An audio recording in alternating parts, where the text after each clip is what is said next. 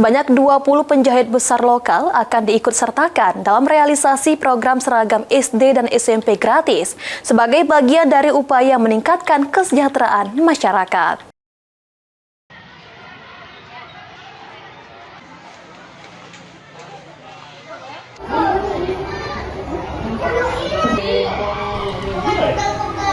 Pemerintah Kabupaten Ogan Komering Ulu melalui Dinas Pendidikan terus bergerak dalam mewujudkan program Bupati Teddy dan Wakil Bupati Marjito, yakni program seragam gratis untuk 12.000 anak sekolah dasar dan sekolah menengah pertama akan segera direalisasikan.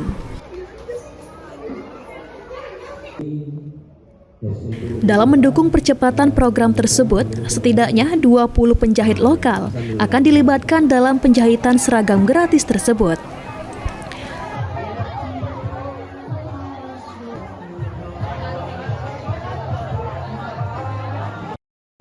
Kabid Pembinaan SMP Dinas Pendidikan Ogan Komering Ulu, Agus Setiawan, mengatakan, ke-20 penjahit ini merupakan penjahit yang besar, di mana mereka juga membawahi setidaknya ada 10 lagi penjahit. Hal ini dilakukan untuk mempercepat realisasi program unggulan Bupati Oku dan Wakil Bupati Oku, Teddy Melwansyah dan Marjito Bahari. Ya, sekitaran itu.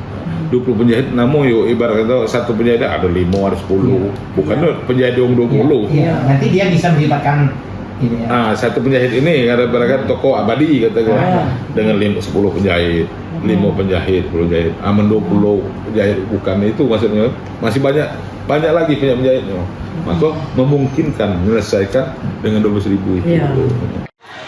Total sasaran program seragam sekolah gratis ini sebanyak kurang lebih 12.000 orang siswa baru SD dan SMP negeri. Terdiri dari 6.200 untuk SD dan 5.800 untuk siswa SMP. Yudin Yuniki, PAUL TV.